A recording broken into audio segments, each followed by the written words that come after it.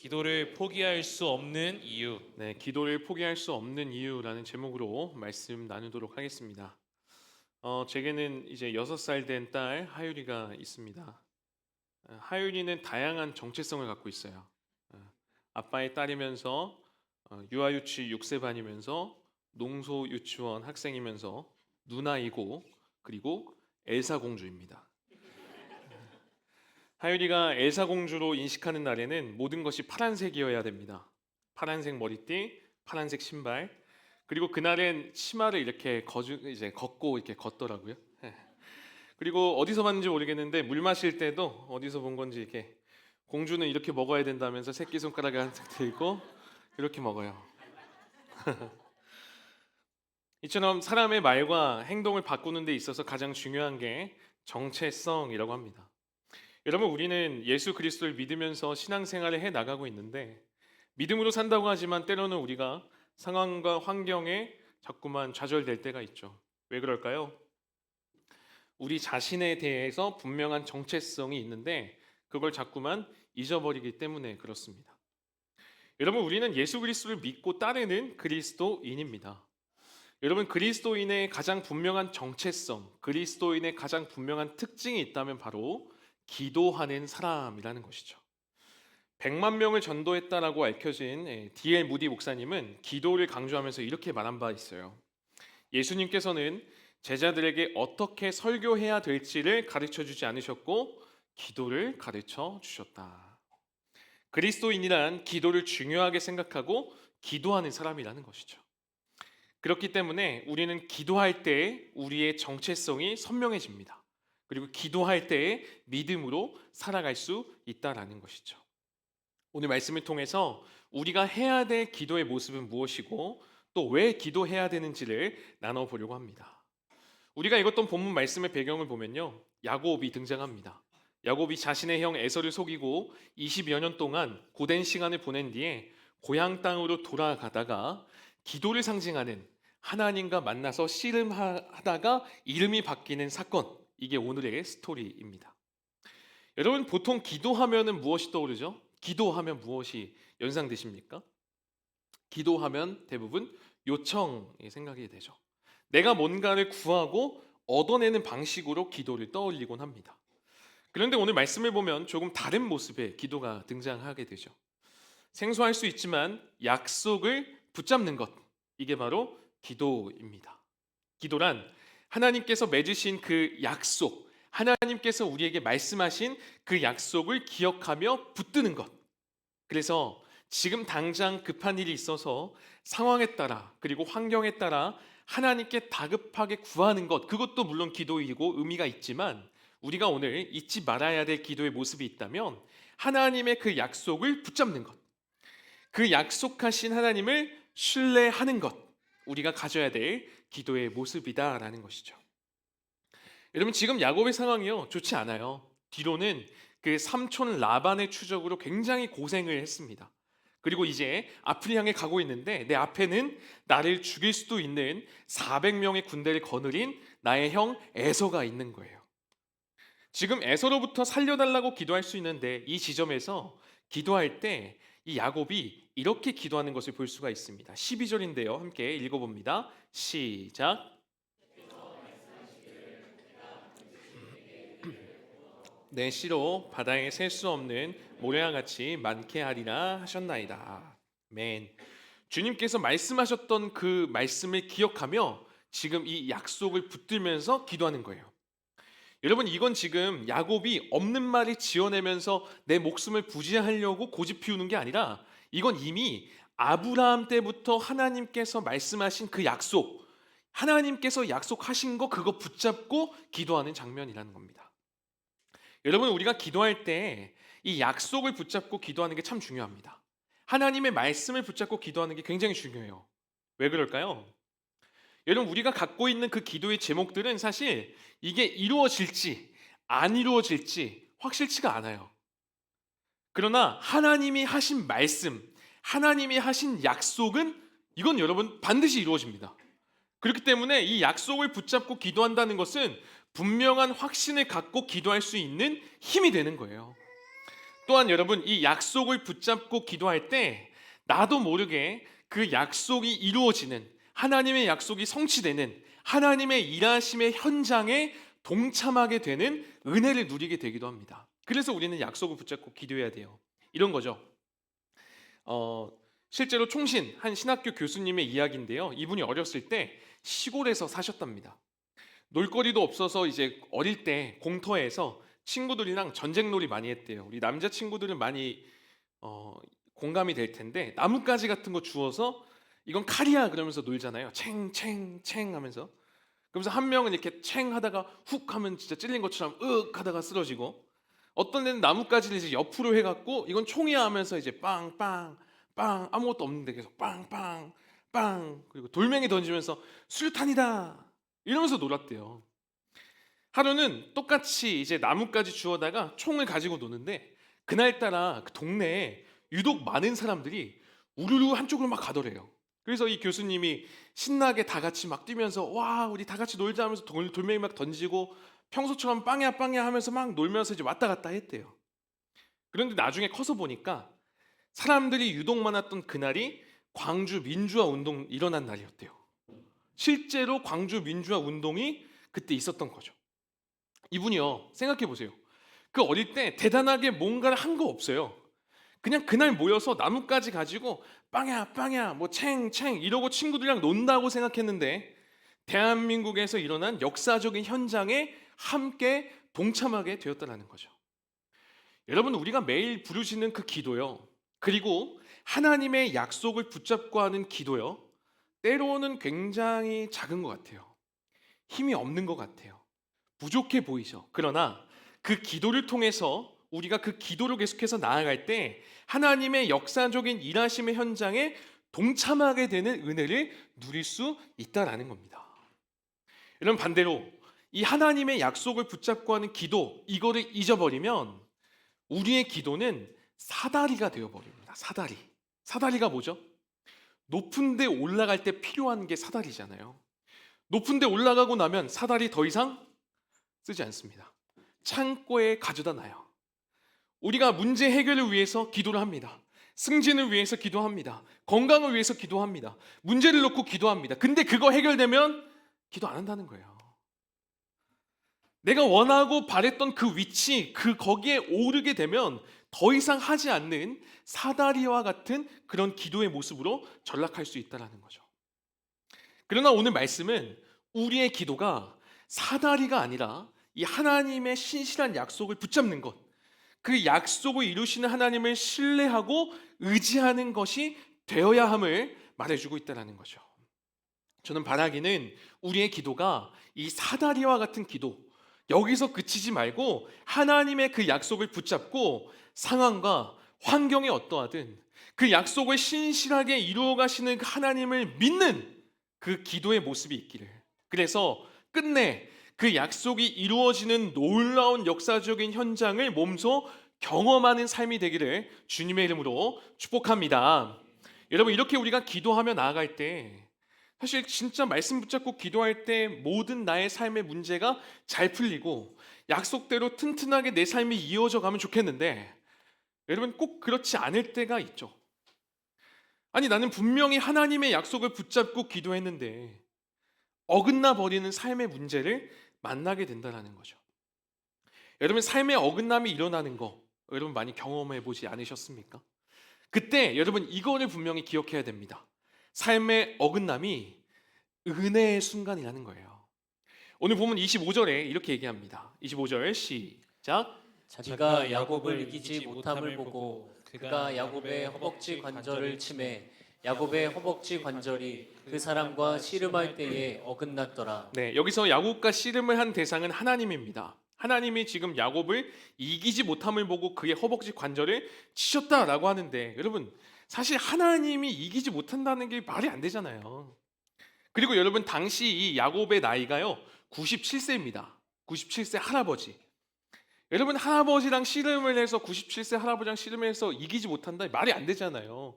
97세쯤 되면 이거 씨름, 이게 악의 힘이 안 들어갈 나이 아니에요? 잡기도 힘들어요. 근데 하나님이 지금 그런 야곱을 끈질기게 계속 몰고 가신 거예요.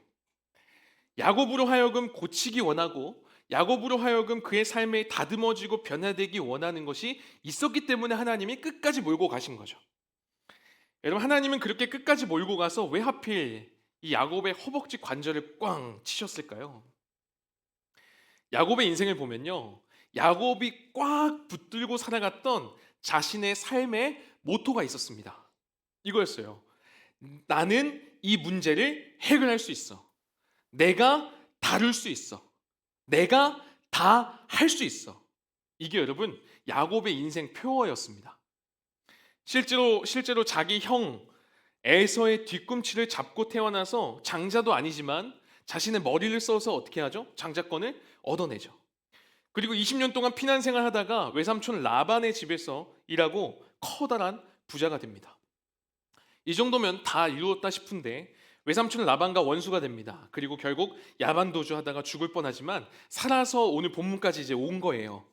그리고 이제 400명의 군대와 함께 있는 저 앞에 있는 에서를 두고 두려움 가운데 기도하고 있는 거죠.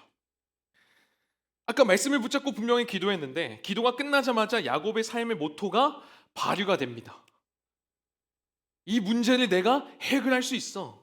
내가 다룰 수 있어. 나 할 수 있어. 그러면서 어떻게 하냐면 자신의 소유를 두 떼로 나눕니다. 여러분, 이거는 에서의 마음을 누그러뜨리려는 야곱의 시도였어요. 그리고 야곱이 살려고 생각해낸 야곱만의 방식이었습니다. 나만의 방법이었어요. 여러분, 기도하면요 사람이 바뀌는 것 같지만 여전히 그 모습이 있어요. 우리 삶에서도 이건 얼마든지 경험할 수 있는 현실입니다. 내가 분명히 열심히 기도했고 마음이 편안해졌어요. 눈물도 났어요. 그리고 눈을 뜨고 밖으로 나가기가 무섭게 또 내 생각과 내 머리의 계획을 돌리는 게 우리 연약한 인간의 모습이다라는 거예요. 여러분, 그러니까 기도와 우리의 삶이 얼마든지 따로 갈 수 있다라는 것을 우리는 볼 수 있어야 되는 거죠. 사람이 이렇게 연약해요. 그래서 하나님이 어떻게 하시냐면 이 허벅지 관절을 치시면서 그가 가졌던 계획, 야곱의 계획을 무효화시킵니다. 야, 그걸로 안 돼. 네 방법으로 이제는 살 수 없어. 여러분, 계속해서 자기가 할 수 있다라고 생각했고 충분히 해결할 수 있다라고 생각했는데 그 부분을 하나님이 끊어내신 거예요. 여러분, 이거는 야곱만이 아니라 저와 여러분의 삶에서도 충분히 여러분 비슷한 일 겪으셨을 거라 생각이 듭니다. 야곱이 경험한 엇나감을 우리도 경험하잖아요. 우리 자녀들 분명히 어릴 때 신앙 좋았거든요. 근데 갑자기 중학교 되더니 고등학교 되더니 막 엇나가요. 나름 내가 삶을 잘 계획해서 이렇게 하면 되겠다 싶어서 열심히 갔어요. 사업을 계획해서 힘있게 시작했는데 또 엇나가요. 사람과의 관계도 마찬가지 아닌가요? 좋은 의도로만 여러분 사람 관계가 잘 유지되던가요? 그렇지 않다고요. 좋았는데 또 어긋나 버려요. 우리 삶에 계속해서 지속되는 엇나감이 경험된다는 거죠. 중요한 것은 이 엇나감, 이게 하나님의 한 수다라는 거예요. 이 엇나감이야말로 야곱을 바로 잡는 하나님의 은혜의 순간이었다라는 거죠. 이 순간을 통해서 야곱은 자기 자신이 평생 갖고 있었던 자신의 그 불완전한 계획과 자신의 뜻을 내려놓고 그제서야 고백할 수 있게 된 거예요. 주님, 그렇게 인도해 주십시오. 주님 뜻대로 해 주십시오. 그제서야. 어떤 목사님은 하나님께서 이렇게 야곱의 허벅지 관절을 치신 것을 향해서 이렇게 표현하더라고요. 하나님의 잔인한 자비. 여러분, 그렇기 때문에 우리 삶에서 경험하는, 때론 마주하는 그 엇나감의 때는 뭐라고요? 은혜의 때라고요. 은혜의 때. 왜요? 나의 그 불완전한 계획을 다 내려놓고 완전하신 그 하나님의 계획, 완전한 주님의 예비하심을 향해 나아갈 수 있기 때문에 그렇다는 거예요. 그래서 창세기 후반부에 보면 이 변화된 야곱의 모습을 볼 수가 있습니다. 창세기 43장 14절인데요. 같이 한번 읽어봅니다. 시작. 전능하신 하나님께서 그 사람 앞에서 너희에게 은혜를 베푸사 그 사람으로 너희 다른 형제와 베냐민을 돌려보내게 하시기를 원하노라. 내가 자식을 잃게 되면 이르리로다. 여러분, 지금 상황이요, 아끼던 그 요셉은 과거에 이미 잃어버리고 시간이 지나서 요셉이 총리가 됐는지도 모르는 그런 상황입니다. 그리고 지금 고난의 때에 먹을 게 없어서 막내 베냐민을 그래도 끼고 있던 상황에 형들이 먹을 것을 구하러 이제 애굽에 갔다가 돌아와서 말하는 거예요. 아버지, 곡식이 다 떨어져서 지금 애굽에 다녀왔는데 이 막내 베냐민을 데려와야 곡식을 준다네요. 베냐민을 내려놓아야 된대요. 여러분, 옛날 같으면 이 야곱이 어떻게 했을까요? 베냐민 잡혀갔을 때를 대비한 자신의 방법 A, B, C 다 있었을 거예요. 자기의 계획이. 그런데 그런 게 다 사라져 버렸어요. 이 야곱이 뭐라고 얘기하냐면 14절 끝에 이렇게 얘기해요. 자식을 잃게 되면 잃으리로다. 이건 여러분 자포자기적인 표현이 아닙니다. 이 14절을 주석한 성경 주석가들이요, 이렇게 표현해요. 그 후에 모든 일을 하나님께 맡기겠다는 절대적인 신뢰감을 토로했다. 이렇게 정리를 해요. 내 주관이 아닙니다. 내 소관이 아닙니다. 내 삶, 내 미래 하나님께 속한 것이기에 내가 할 수 있는 유일한 것 하나님의 신실하심을 믿고 내가 이거 맡겨드립니다. 그렇게 이 야곱이요, 자신의 계획을 내려놓고 하나님을 전적으로 믿고 맡겼을 때 어떻게 되죠?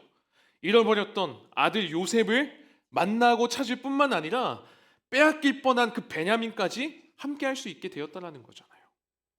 사랑하는 여러분, 잊지 마십시오. 그렇기 때문에 내 삶 가운데, 내 계획 가운데, 내 뜻 가운데 내 의지가 1cm 또 어긋나고 10cm 또 어긋난다고 해서 걱정하고 두려워하고 염려하고 계시다면 그 어긋남이야말로 하나님의 그 완전한 계획으로 인도함 받는 은혜의 때임을 믿으시기 바랍니다. 그렇기 때문에 우리는 기도를 포기해서는 안 되는 거예요. 기도할 때 이 어긋남마저 은혜의 때로 바라보며 확신하며 살아갈 수 있다고요. 또한 기도할 때 주님께서 주시는 격려와 힘주심을 경험할 수 있으면 오늘 말씀을 통해 볼 수 있습니다. 본문 28절도 같이 한번 읽어볼게요. 시작. 그가 이르되 내 이름을 다시는 야곱이라 부를 것이 아니요 이스라엘이라 부를 것이니 이는 내가 하나님과 및 사람들과 겨루어 이겼음이니라. 아멘. 하나님께서 이 야곱의 이름을 바꿔주세요. 여러분, 여기서 이름을 바꿔주신다는 것은 두 가지 중요한 의미가 있는데, 하나는 이름을 바꿔주심으로 하나님의 능력으로 이제 선언하시는 겁니다. 이제 더 이상 너는 야곱이 아니다. 너는 더 이상 속이는 자가 아니야. 너는 더 이상 거짓말하는 자가 아니야. 너는 이스라엘이야. 또 하나는 뭐냐면, 이름을 이스라엘로 바꾸셨다는 건 뭐냐면 하나님이 작정하시고 이 야곱을 위로하고 힘주시기로 결정했다는 뜻입니다. 여러분, 이스라엘의 뜻이 뭐죠? 이스라엘의 뜻? 본문 28절에 보면 이렇게 얘기해요. 하나님과 및 사람들과 겨루어 이기었습니다 라고 얘기하는데, 여러분, 이 이스라엘이라는 단어 자체의 의미는 이런 의미입니다. 하나님과 더불어 힘을 얻어 강하게 된 자. 이게 이스라엘 뜻이에요. 하나님과 더불어 힘을 얻어 강하게 된 자. 여러분, 야곱이요, 힘이 있었나요? 야곱이 진짜로 이겼나요? 이기지 못했어요. 힘도 없었습니다. 97세 할아버지였다니까요. 손아기 힘이 없어요. 잡으면 그냥 풀리는 힘이 없는 사람이에요. 그런데 그런 인생을 향해서 하나님이 그를 어떻게 하신 거예요? 승리자로 만들어 주셨어요. 힘을 주셔서 이기는 자로 만들어 주십니다. 야곱, 야, 너가 승리자야. 너가 이겼어. 너 이제 힘을 얻어 강하게 된 이스라엘이야. 그렇게 힘을 주시면서 일으켜 주셨다는 거예요. 저는 이 말씀 준비하면서 이 부분이 처음에는 동의가 잘 안 되는 거예요. 하나님께서 이스라엘이라는 나라를 이제 새롭게 일으키시고 시작하시는데, 여러분, 사람들 중에 아무리 생각해도 야곱은 예선 탈락되어야 되는 거 아니에요? 자격이 없는 거 아닌가요? 괜찮은 사람을 꼽는다면 이삭 때 이스라엘을 막 부흥시켰어야죠. 이삭의 삶을 보면 모난 부분 거의 없잖아요. 이삭이 사고 친 거 뭐가 있어요? 신앙도 좋죠. 잘못한 거 굳이 꼽아봐야 거짓말한 거 그거 하나 정도? 이렇게 괜찮은 사람이 대표가 되고 이런 사람이 이스라엘에 세워야 정상 아닌가요? 그런데 하나님이 지금 누구한테요? 누구한테 이 이스라엘 민족의 주춧돌을 누구한테? 야곱이요, 야곱. 속이는 자, 거짓말한 자, 패배한 자, 그런 사람을 향해서 하나님 말씀하시는 거예요. 야, 너가 승리한 사람이고 너가 이스라엘의 시작점이 될 거야. 이스라엘 너로 인해 새롭게 시작될 거야. 이렇게 지금 말씀하시는 거예요. 제가 이 28절을 곱씹어서 계속 이렇게 보는데 야곱이라 부를 게 아니요 이스라엘이라 부를 것이니 이걸 계속해서 보는데 그 부분이 이렇게 들려오는 거예요. 야 그래도 너야 그래도 너야. 속이는 자 거짓말하는 자가 아니라 이스라엘이라 부를 것이니 그래 속이는 자 그래도 너야 그래도 너. 제가 어려운 상황 속에서 우리가 보통 기도하지 않습니까? 결핍의 때에 기도하잖아요.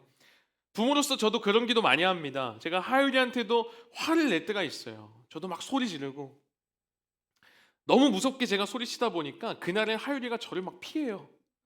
심할 땐 진짜 며칠 가요. 하율아 불러도 아는 체도 안 해요. 그러면 제가 막 죄책감이 올라옵니다. 저 어린 게 뭘 한다고 내가 그랬을까? 그리고 막 기도해요. 하나님, 저 정말 부모로서 점수 빵점인 것 같습니다. 차라리 저보다 지혜롭고 성품 좋은 부모한테 갔으면 더 좋았을 것 같은데 막 그런 생각도 들어요. 근데 그렇게 기도하면서 그때 주신 마음 뭐라고요?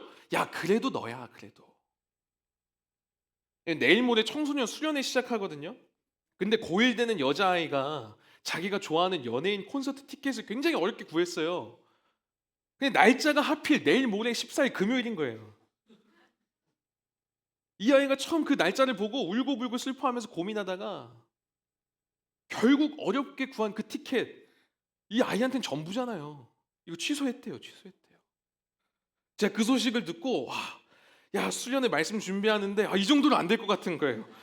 야, 얘 이렇게 해서 왔는데 진짜 콘서트 그 오빠들보다 훨씬 임팩트 있고 진짜 인기 있는 그 예수 오빠를 진짜 잘 만나게 해줄 수 있는 그런 설교를 좀 해야겠다. 제가 어제 설교를 지금 몇 번 고쳤는지 모르겠어요. 다시 쓰고 근데 자신이 없는 거예요. 진짜 나보다 훨씬 탁월하고 믿음 좋은 다른 사역자 만났으면 얘가 더 잘 성장했을 것 같은데 괜찮겠나? 너무 부족합니다. 그때 주신 마음 뭐라고요? 야 그래도 너야. 그래도 너야. 여러분 우리가 하나님 앞에 나아갈 때도 그런 마음 들지 않으십니까? 지난 내 삶을 돌아보면 하나님이 여전히 함께 하셨고 하나님이 부족함 없이 은혜 가운데 우리를 계속해서 인도에 가심에도 불구하고 우리의 삶을 돌아보면 내 마음이 내 생각이 내 눈이 그리고 내 손이 내 발이 가장 많이 머물렀던 곳 어디예요? 하나님 마음에 합한 곳에 우리가 머물러 있었어요? 자신 없잖아요. 하나님 앞에 떳떳하게 제가 믿음으로 살았어요 말할 자신 없잖아요. 그럼에도 주시는 마음 뭐라고요? 야 그래도 너야 그래도 너야. 하나님이 계속해서 우리에게 이 말씀 해주신다고요. 지금 맡겨진 것들 앞날을 펼쳐갈 힘이 없어요. 자신도 없고 능력도 없어서 차라리 하나님 다른 사람 쓰시면 안 되겠습니까? 저 안 될 것 같아요. 그때도 하나님 뭐라고 하신다고요? 그래도 너야. 하나님이 그러면서 우리에게 또 힘 주신다고요. 언제 힘 주신다고요? 기도할 때요. 기도할 때 이렇게 말씀하시는 그 하나님의 마음을 우리가 알 수 있는 거예요. 그렇기 때문에 우리는 이 기도를 포기할 수가 없는 겁니다. 어제 제가 그렇게 낮은 자존감 가운데 수련회 설교 계속 준비하면서 안 되다가 좌절하다가 하나님의 말씀을 통해 다시 기도하면서 힘을 얻어 다시 또 준비하고 있어요. 그때 주셨던 이제 봤던 말씀이 요한계시록 1장 17절인데 같이 한번 읽어볼까요? 시작. 내가 볼 때에 그의 발 앞에 엎드려져 죽은 자 같이 되매 그가 오른손을 내게 얹고 이르시되 두려워하지 말라 나는 처음이요 마지막이니. 네, 이거요 사도 요한이 인생 노년에 고백한 내용입니다. 다른 모든 사도들은요 주님 믿다가 순교했어요. 멋지게 순교했어요. 요한은 이제 인생 노년인데 자기 혼자 남았습니다. 근데 자신의 삶을 돌아보면 위대한 일 한 게 없어요. 업적이 없어요. 하나님께 나름 쓰임 받는다고 내가 사도라고 하는데 지금 유배지에 혼자 와 있는 거예요. 얼마나 비참해요. 그리고 주님이 세우신 7 교회 아무리 봐도 계속해서 흔들려요. 망할 것 같아요. 걱정하고 염려하는 그런 상황 속에서 지금 주님이 딱 나타나서 지금 반응한 모습이 17절의 모습인 거예요. 그때 어떻게 됐대요? 그의 발 앞에 엎드려져 죽은 자 같이 되매. 사도 요한이요 예수님이 사랑하시는 자, 그의 품 안에 안긴 자로 불린 사람이 사도 요한이에요. 그렇게 예수님과 함께 했던 그가 왜 예수님을 만났는데 엎드려져 죽은 자 같이 되었다라고 표현할까요? 자신이 없는 겁니다. 너무 비참한 거예요. 주님, 제가 주님 믿는다고 하는데 저 믿음이 없어요. 저 잘 믿는다고 했는데 저 이거밖에 안 됩니다. 그런데 주님이 어떻게 하셨대요? 오른손을 얹으셨다고 해요. 손을 내미셨대요. 야, 네 모습 이대로 충분해. 그러면서 말씀하셨던 게 27절이라고요. 두려워하지 말라. 나는 처음이요 마지막이니. 야, 네 인생 내가 시작했으니 마칠 힘도 내가 줄게. 내가 네 인생 내가 잘 마무리할게. 여러분, 그러면서 보세요. 실제로 성경의 마지막 위대한 전도자 그 사도 바울이 맺을 수 있었고, 믿음의 사도였던 그 베드로가 쓸 수 있었지만, 성경의 마지막 누가 마무리합니까? 죽은 자와 같이 됐던 그 비참한 사도 요한이 이 성경의 끝을 맺게 된다고요. 여러분, 이게 우리가 기도할 때 하나님께서 이루시는 일들입니다. 그래 너야. 그래 너야. 네 삶을 시작한 내가 마지막까지 책임지고 네 인생 내가 맺을 거야. 철로역정의 한 이야기로 말씀을 맺도록 하겠습니다. 성경 다음으로 많이 읽혔다고 꼽히는 철로역정이라는 책이 있어요. 크리스천이라고 불리는 순례자가 천국을 향해 쭉 떠나는 스토리가 이제 그려진 책인데, 책의 주인공인 크리스천이 길을 가다가 해석자의 집에 들어갑니다. 근데 여러 다양한 장면들이 나와요. 신기해하고 있는데 이상한 장면을 봅니다. 벽난로가 이렇게 있는데 그 난로에 불이 타고 있어요. 이건 당연하잖아요. 벽난로니까. 근데 신기한 게 뭐였냐면, 어떤 사람이 그 불 앞에서 계속해서 물을 부어요. 불 끄려고 계속해서 하는데 물을 붓는데 불이 꺼지지가 않는 거예요. 너무 신기하잖아요. 신기해서 이제 해석자한테 묻습니다. 아니, 물을 부었으니까 불이 꺼져야 되는데 왜 안 꺼지는 거죠? 이 해석자가 크리스찬을 이렇게 데리고 말하면서 이렇게 해요. 아, 이 불은 뭐냐면 사람의 마음속에 있는 작용되는 은혜를 의미합니다. 은혜. 지금 이 물을 뿌려서 불을 끄려고 하는 게 마귀인데, 그럼에도 불구하고 보시다시피 불은 계속해서 더 세차게 타오르고 있습니다. 그 이유를 제가 보여드리겠습니다 하면서 이 해석자가 크리스천을 벽 뒤쪽으로 데려갑니다. 그랬더니 뒤쪽에 가니까 어떤 사람이 기름통을 들고 불 위에 기름을 막 붓고 있는 거예요. 그리고 해석자가 이렇게 얘기합니다. 이분은 바로 그리스도이십니다. 여러분, 물 붓는 마귀, 기름 붓는 예수 그리스도. 여러분, 우리가 살아가면서 뜨거운 마음이 있어요. 불타는 마음으로 삶에 뭔가 해보려고 하는데, 믿음으로 살아가려고 하는데, 마귀가 여러분 계속 물 부을 때 있지 않아요? 안 될 거야. 이미 늦었어. 야, 그래도 소용없어. 계속해서 물 부어요. 여러분, 그런데 우리 주님이요, 거기다가 계속 뭐 하신다고요? 기름 붓는다고요. 기름 부으신다고요. 야, 그래도 너야. 야, 너는 이스라엘이야. 야, 너가 이겼어. 네 인생을 시작한 내가 마무리할게. 내가 붙잡아 줄게. 너 일어나. 포기하지 마. 여러분, 삶을 살아갈 때 마귀는 계속해서 물 부을 겁니다. 실수라는 물 붓고, 죄책감이라는 물 붓고, 어려운 문제 가져다가 계속해서 물 부을 거예요. 여러분, 그럴 때 우리가 뭐 해야 된다고요? 엎드려야 된다고요. 그럴 때 뭐 해야 된다고요? 기도해야 된다고요. 주님, 이거 어떻게 해야 됩니까? 상황이 진짜 그래요. 주님, 정말 다 맞는 말이에요. 어렵습니다. 그러나 그렇게 엎드리면, 그렇게 기도하면 뭘 보게 된다고요? 변함없이 그 뒤에서 우리 삶을 향해 계속해서 기름 부어주시는 예수 그리스도 보게 된다고요.